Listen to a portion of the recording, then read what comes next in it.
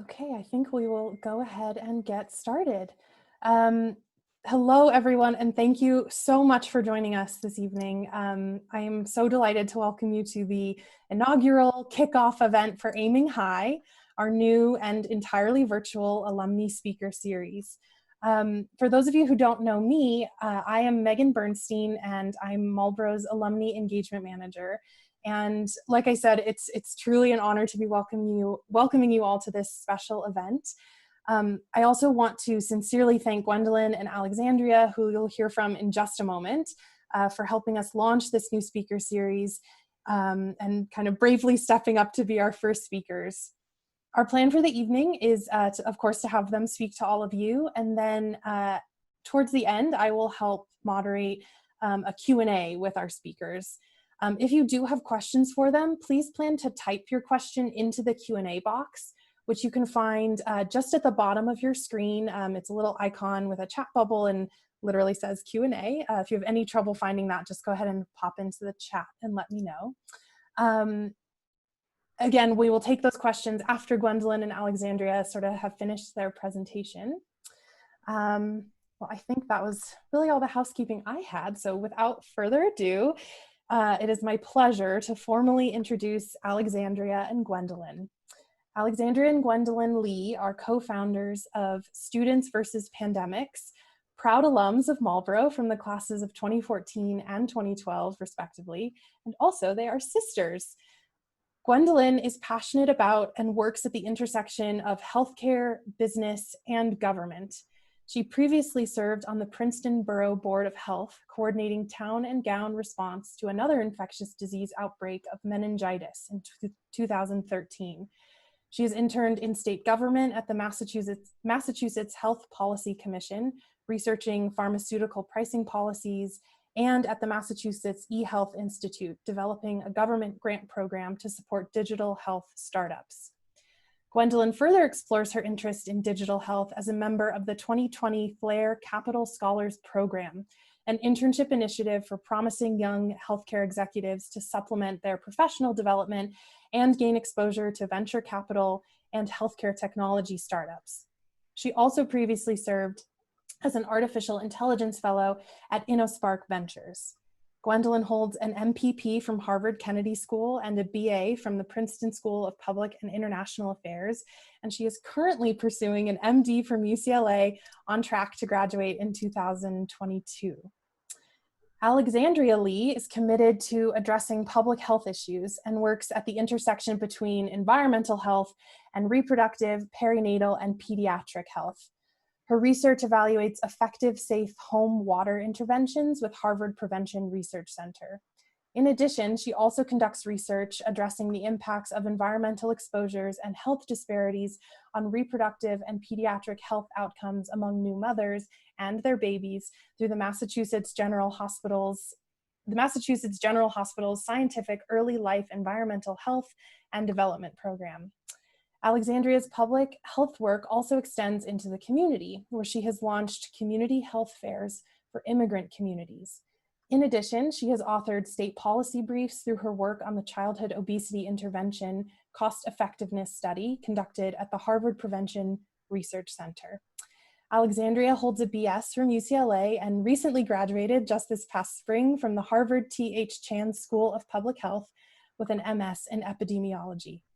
So these are clearly very accomplished women who, in addition to all of this, went on to found Students versus Pandemics, also known as SVP, which is a catalyst network solving time-sensitive humanitarian crises by empowering rising leaders and promoting interdisciplinary collaboration.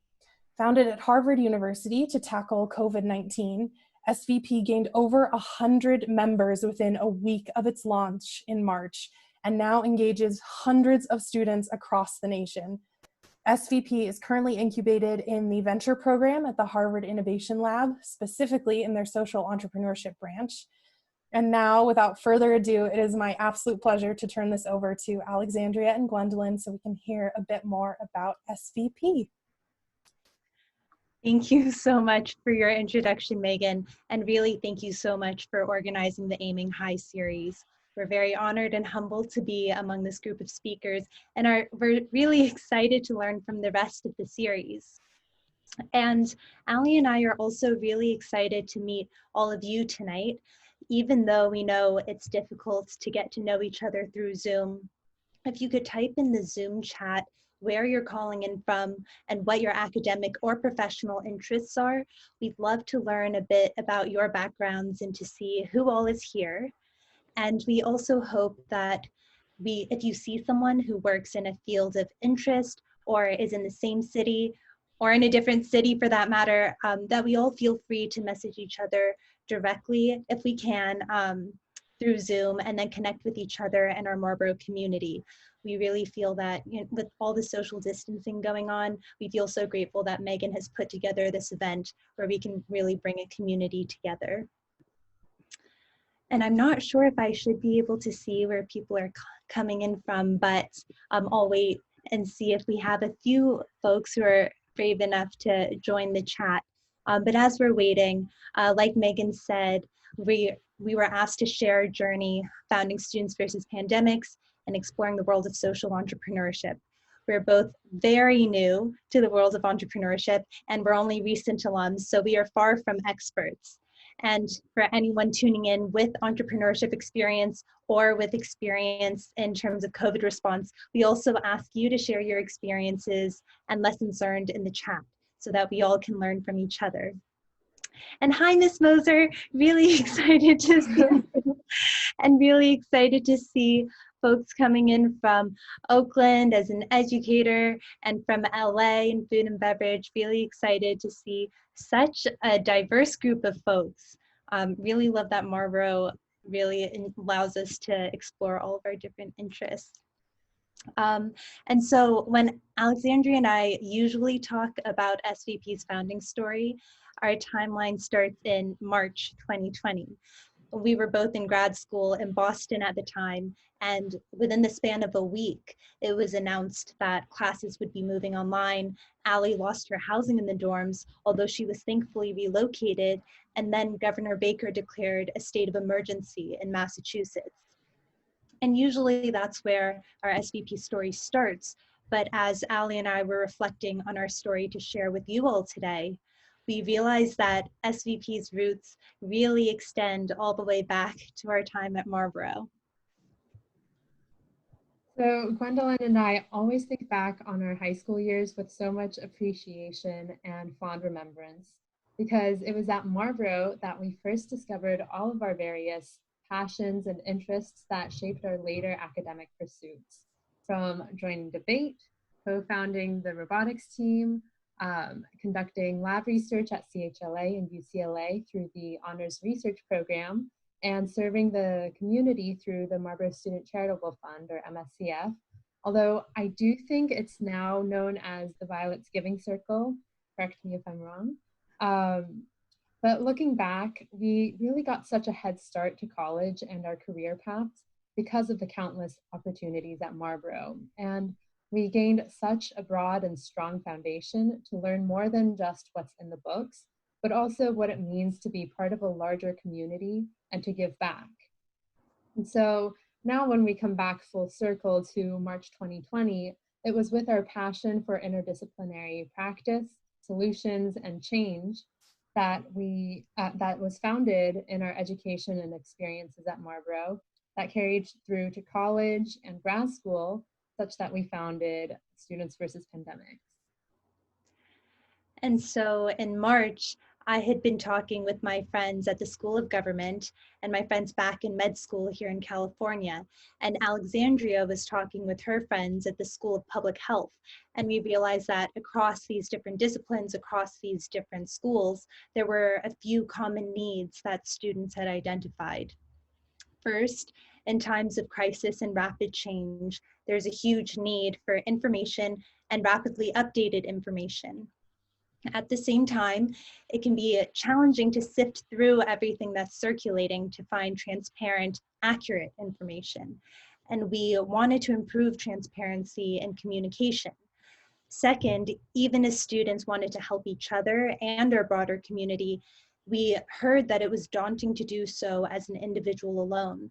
And because it was so early, it was that first week that things were really starting to pick up, some students were looking for fellow students and a way or a platform that could channel and amplify their energies. And other students persevered, launching COVID response initiatives. However, academia is traditionally siloed, and this was the third challenge that we heard about and saw.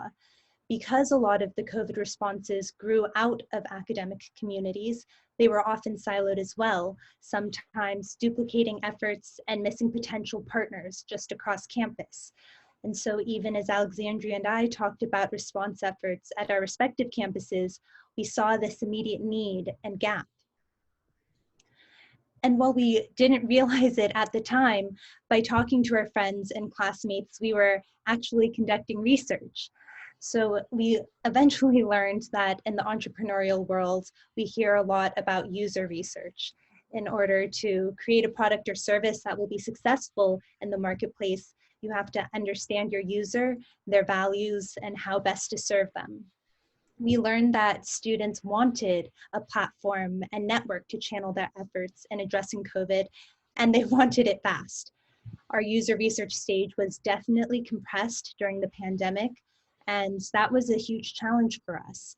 If there had been less urgency, we feel we would have liked to spend more time understanding the community and student needs. So SVP is not really a great example of how to do it well necessarily, but we are highlighting that we felt it was a really important lesson that we learned.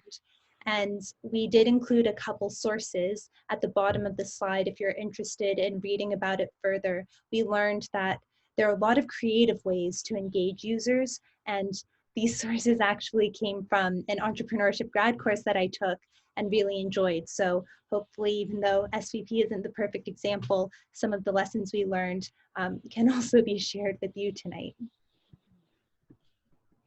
So from the user research that we did do, we were able to create a mission statement that reflects students' desire and needs, as well as SVP members' values. And we'll share a few of the initiatives that SVP members created to educate, advocate, and serve, as well as our multi-pronged approach to addressing the pandemic. And so because one of the initial challenges we saw during user research was the need for rapidly updated and transparent information, we launched an education campaign. One of our education campaigns launched by the SVP's Public Health Committee focused on translating the latest scientific findings about COVID into layman's terms. And we launched an educational initiative to translate scientific articles and findings into plain English, recognizing that health literacy is an important public health issue. SVP members were also passionate about serving vulnerable populations and wanted to focus on immigrant communities. And so we partnered with community leaders to also translate public health documents and social needs surveys into multiple languages. And so while education campaigns were related to public health departments or field, we also worked with students majoring in various language departments, students majoring in economics who wanted to educate the community of health insurance coverage, and students majoring in gender studies who highlighted the public health issue of domestic violence, which was on the rise as people were quarantining and self-isolating. We also sourced education topics from the community. Some touched upon whether COVID affects pets. Others wanted fun DIY cloth face covering designs.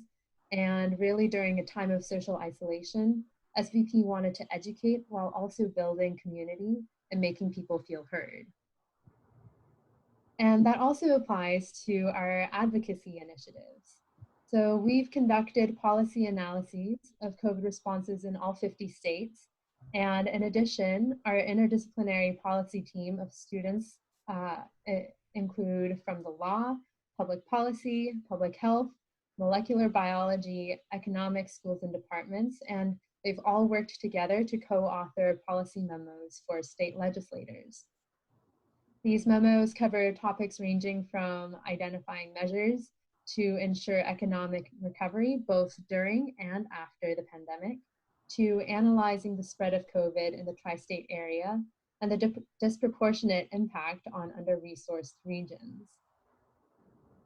And finally, SVP members wanted to directly serve. So we launched service sprints that have ranged from blood donation drives to personal protective equipment or PPE drives to partnering with nonprofits addressing food insecurity. All of the range of ideas were generated by members themselves because each brought their own unique perspective and understanding of the challenges our communities face during COVID. And our goal is to give students a platform, build community, and empower students to serve as agents of change. But sometimes great ideas don't always come to fruition, and this was one of the biggest challenges for us in starting SVP.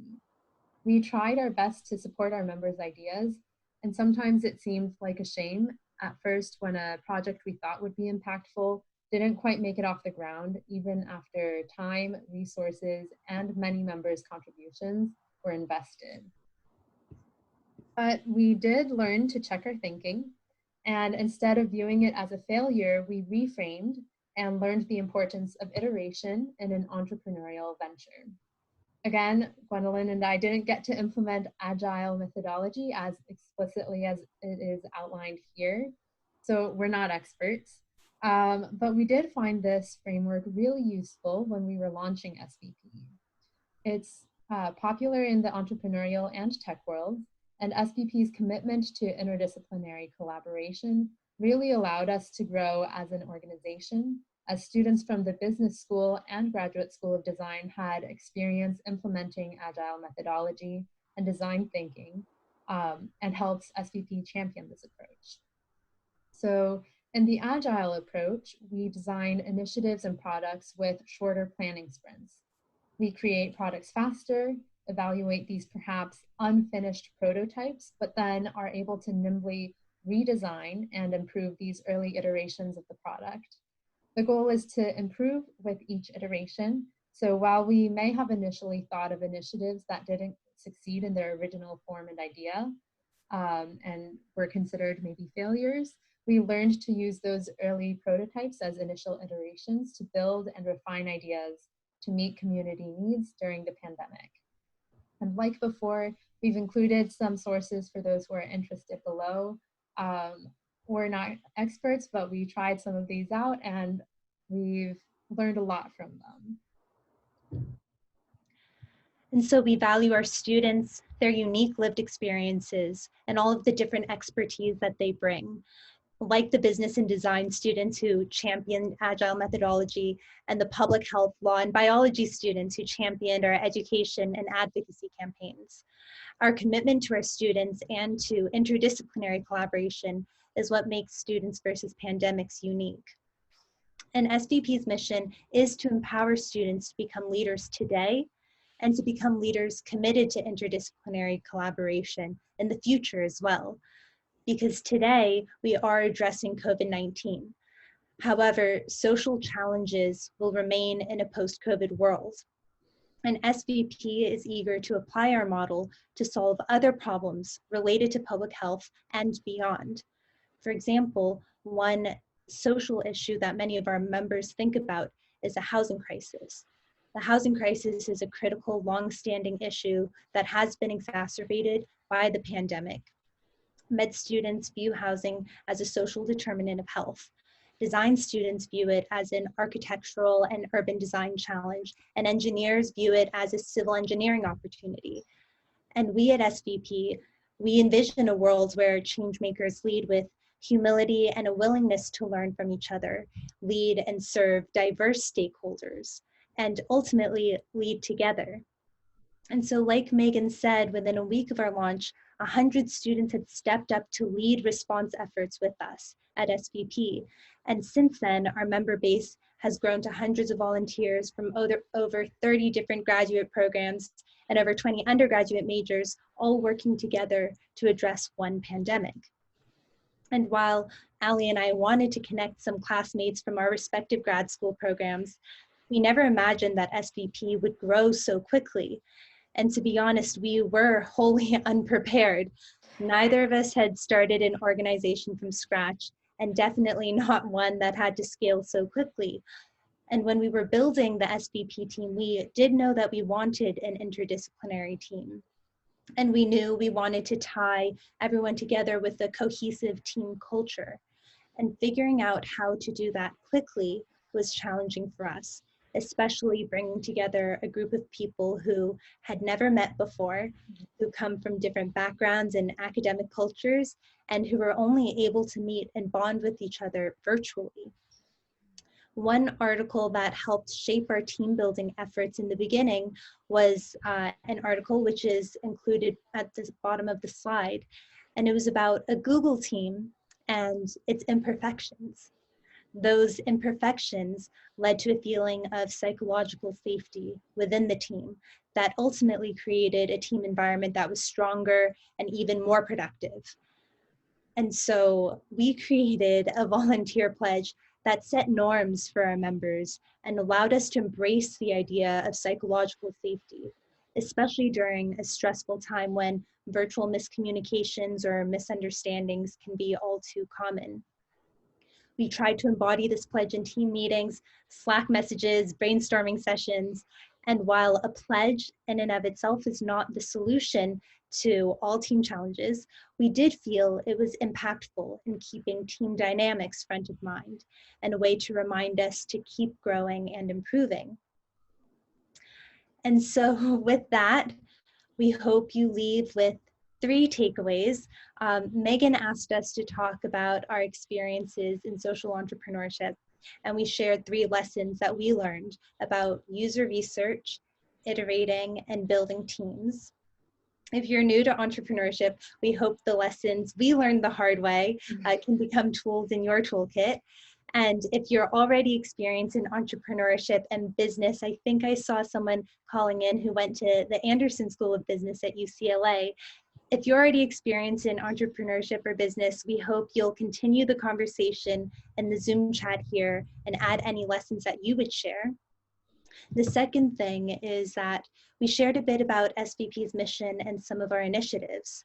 If you're interested in partnering with us to tackle COVID as a student, or if you're no longer a student as a professional partner, we'd love to keep in touch. And third, and finally, we hope to help continue building the Marlborough community tonight. Some of you introduced yourselves in the Zoom chat, really excited to see some friendly names and faces and meet some of you. And we hope that these virtual intros do spark a connection with a fellow alum in the same city or maybe someone who shares an interest. So thank you all for sharing your time with us to hear about students versus pandemics and our experience. And thank you so much to Megan and Marlborough for inviting us and organizing such an incredible speaker series. It's seriously a huge honor to be able to talk about our growing efforts in a time of crisis. And we hope that we've shared with you and also welcome any of your thoughts on how to better contribute and make an impact. I know Gwendolyn and I are really looking forward to listening to the upcoming speakers and hope to see you all at the next one. Thank you so much, Gwendolyn and Alexandria. That felt like just, I don't know, the best whirlwind education of entrepreneurship and social activism. I think I hope I speak for everyone that we're just so grateful that you're out there doing this work for our world and for students and people everywhere. I do want to open it up now to questions. Just a technical thing in the chat, in the chat window, there's a blue bar where you have the option of who to chat with or with whom to chat. And if you change it to all panelists and attendees and want to resend some of your intros just so that we make sure you can all connect as best as possible, that would be great. And then if you do have questions, go ahead and click on that Q&A icon and type them in, and we will be able to hopefully get to most, if not all of them. And while you're while you're all thinking of your questions and typing those in, I will sort of kick us off. And I'd love to ask both of you, you talked a little bit about this in the way in which all of these interests sort of got started at Marlborough. But you both have interests and now careers that span this really wide variety of disciplines. I was wondering if you could talk a little bit about how you sort of found those interests and how you were able to foster them to grow into the experiences that you're having now. I don't know, do you want to start? Sure, I can definitely start. Yeah, and so I think like Ali said, much of it did come from Marlborough. I think Marlborough does such a great job of instilling this value and thirst for learning, where we get to be exposed to so many different things when we're young. And then that kind of habit has been formed. So when we get to college, even though we had our somewhat specific interests in health, we were already naturally inclined to explore more. I think for me, as I entered med school and grad school, what really helps me were mentors. And so I had one mentor who is at the School of Public Health here at UCLA. He's also a physician and also ended up earning a master's in art history or history, and then went on to earn an executive MBA. And I think just being able to see a doctor explore so many different interests, and now he does a lot of public health and health policy, having a mentor like that and a role model to look up to made me feel braver in following his path and trying to explore many diverse interests. And then the second thing that really helps me was, it sounds very cliche, but keeping an open mind. And maybe I'll make that a little bit more specific by saying, I tried to explore areas that were adjacent to what I knew I was interested in, but never really had experience in before. So for example, when I got to the School of Public Policy, I'd never done anything in business, but decided to cross-register for a couple of business school classes. And I felt that experience of pushing myself outside my comfort zone, I'd never really explored that area before, but realized that helps me expand my interests, and it turned out to be something I really enjoyed. So that was for me. How about you, Ali? I'd definitely like to echo the comment on having great mentors. I actually had an amazing mentor as early as high school through our connection through the honors research program. I was connected to my mentor, Dr. Ford, who was at CHLA, and he really sparked all of my interest in pediatric and perinatal health. And he actually, to this day, still gives me advice, life advice as well as academic advice. And honestly, I'm so grateful he still has the patience to work with all of my questions. But I also think what is so amazing about Marlborough is that because it cultivates such a great environment for students learning, I also feel like I was able to reach out to all of my teachers and professors um, after high school, because all of our teachers, like Miss Moser here today, are such incredible mentors to us. They give so much of their time, so much of their energy and love for learning, so that we can go on and feel like we can approach our professors. And a lot of our opportunities and learning opportunities, as well as career opportunities, are through our professors. And so I think in that sense, we've gained so much from Marlborough. Thank you. We've had a Q&A come into the Q&A box, and Samantha Soul was wondering, and I had the same thought too, you both are so busy with school and research projects and various professional pursuits. How much time every week do you set aside to dedicate to SVP? Oh my gosh, that's a great question. Yes. Al, do you want to start? I can as well. I think you can touch on the service sprints a bit more. I know that will fluctuate your time commitments every week. I know for me, I ended up spearheading the public health efforts, and a lot of that is the information-based educational campaigns.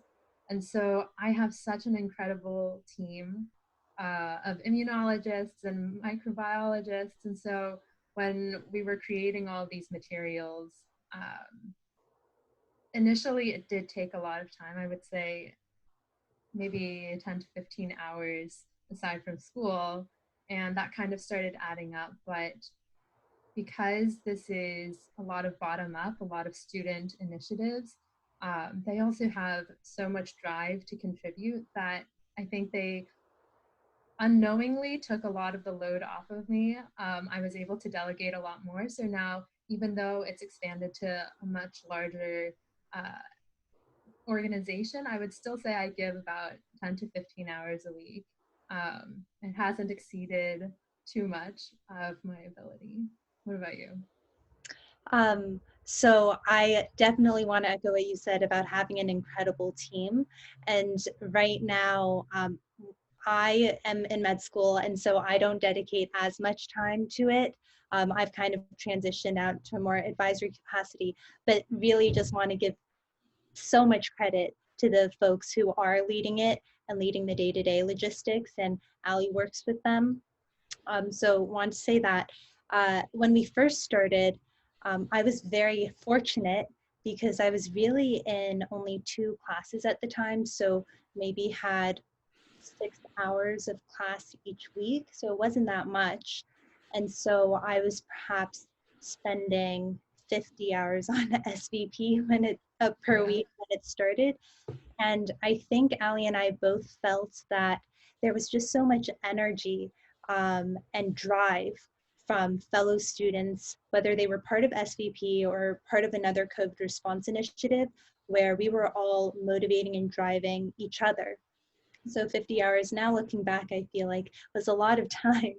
But while we were in the moment, it felt like just the right thing to do and natural. So I guess we got lucky that we ended up starting, an organization that we were truly passionate about the mission, where the hours added up, but it was something we really enjoyed. Thank you.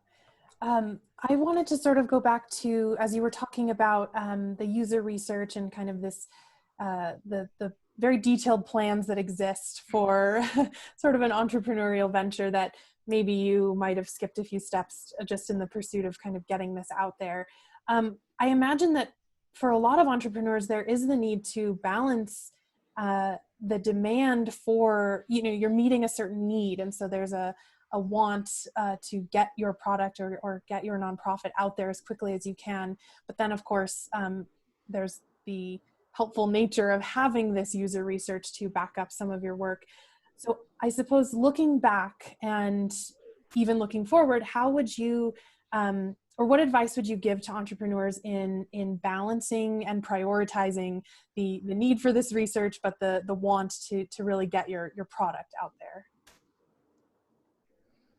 That's such a great question. I'm not sure. I definitely don't know the answer, but I'll try to look back and, think about the lessons that we've learned.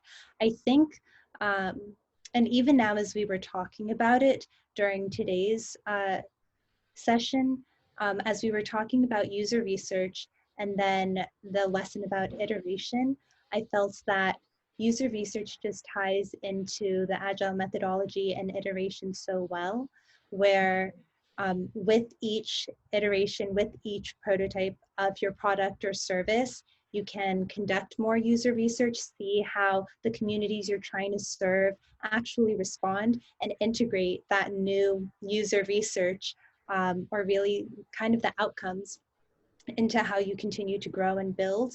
And so I think for us, we probably would have wanted a little more time during the user research, but I am also grateful that the pandemic kind of just pushed us in its natural urgency to keep moving forward. So we ended up iterating as we went and unintentionally fell into that agile methodology where we could continue to collect user research as we went. What do you think, Mel?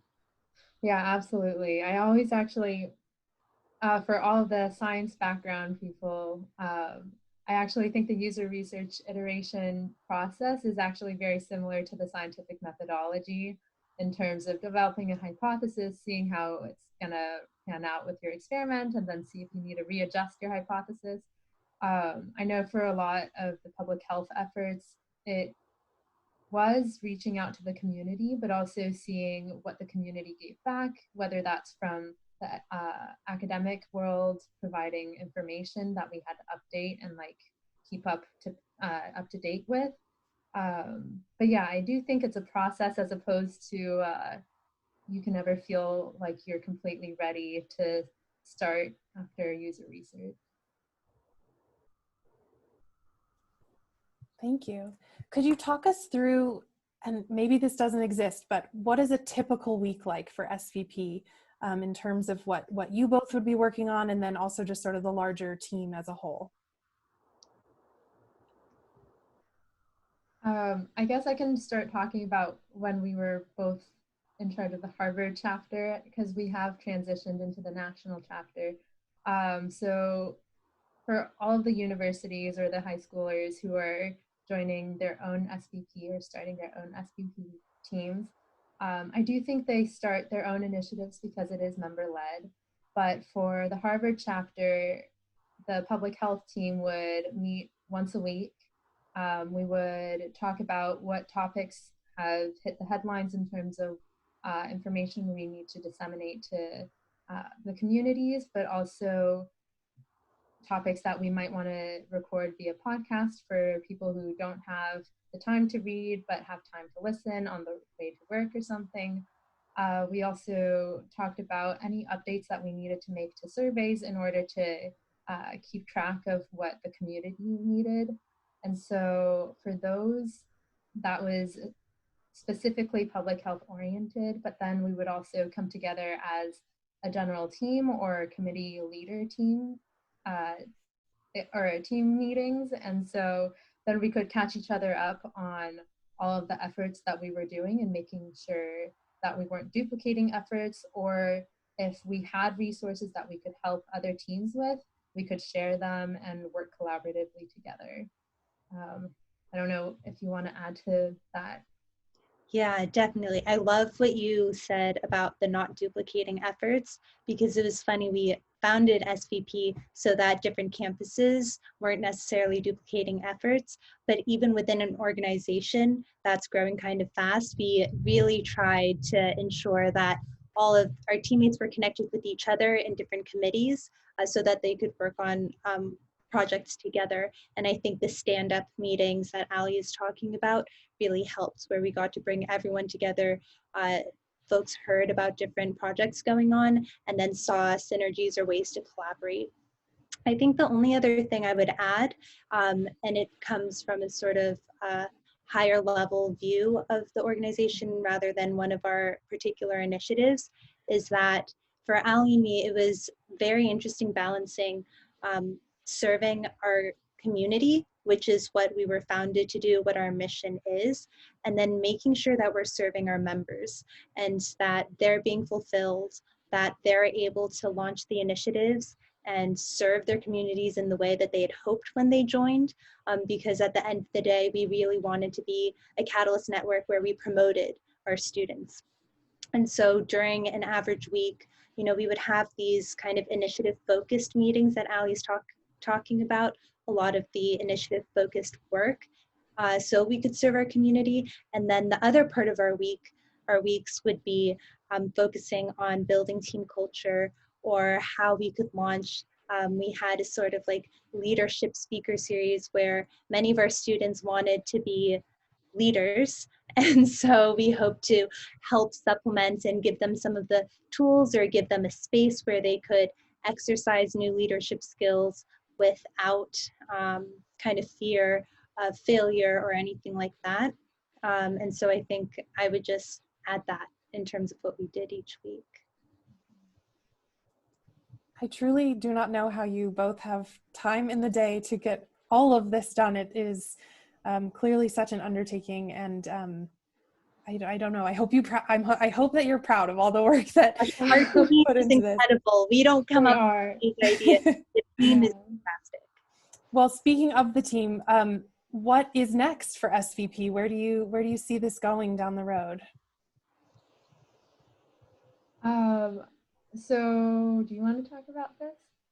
We can both do it, whatever. Okay. I know that we're working towards making SVP a 501c3 organization, and we're trying to trademark students versus pandemic, or students versus, in order to keep an open mind in the future after the pandemic, so that students can use this organization, this nonprofit, as a way to address other social challenges in the future. I don't know if you want to add to that. Yeah, sure. And so, like Ali said, and we alluded a little to it when we were speaking earlier about the housing crisis, for example, we really hope that, you know, students versus, and the idea of interdisciplinary collaboration doesn't just stop with COVID-19 or pandemic. And that's why we're really hoping to help build the infrastructure now that it's not a mad dash to pull something together. And so our next steps are building the infrastructure through, you know, 501c3 status and a more established organization, so that we can pivot and hopefully, you know, get students together to address any other kind of social challenge. And I think for us, we feel so lucky to be speaking with you all today. And like, I'm really excited going through the Zoom chat to see folks from such different backgrounds.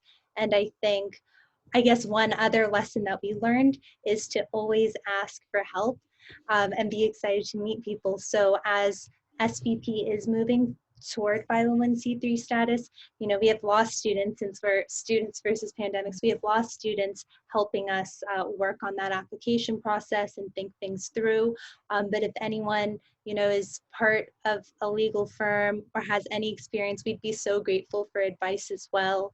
When we think about partners, we have a lot of community partners and nonprofits. If you're part of a professional or corporate organization, or part of a government agency or a nonprofit, and you're interested in partnering with youth and students who are focused on service initiatives, SVP would love to partner. And so as we think about what we're going to do moving forward, we hope to continue building the community, continue thinking about how we can tackle different social challenges. And of course, we're focusing on COVID-19 for the foreseeable future. Well, thank you both so much for sharing so much about yourselves and students versus pandemics, and all the lessons that you've learned along the way. I love what you just said, Gwendolyn, about never being afraid to ask for help. I hope that everyone here tonight and everyone who listens to this in the future can really take that to heart. I think particularly in these times that can apply to so many things, whether it's professional or personal. And I just so appreciate both of you spending so much time with us this evening. And our world is better for having you and people like you out there doing all of this important work. And I also want to thank all of our fellow alumni for joining us this evening. Thank you for taking the time to be here and participate. And of course, I can't let anyone go without plugging our next Aiming High event. Jessica Levinson, class of 1998, will be hosting an event on October 6th at 5:30 p.m. Pacific. She is a voting rights and election law expert and also a law professor at LMU, and she will be discussing voting rights and election law as we approach the general election in November. So we hope you will join us. Come back and join us for that. And please do also tell your alumni friends and classmates and encourage them to join us as well. Again, I just really want to thank Gwendolyn and Alexandria for their time tonight. And I think that is all we have. Thank you so much, Megan. And thank you everyone for participating in the chat. It's really exciting to meet all of you. Thank you so much.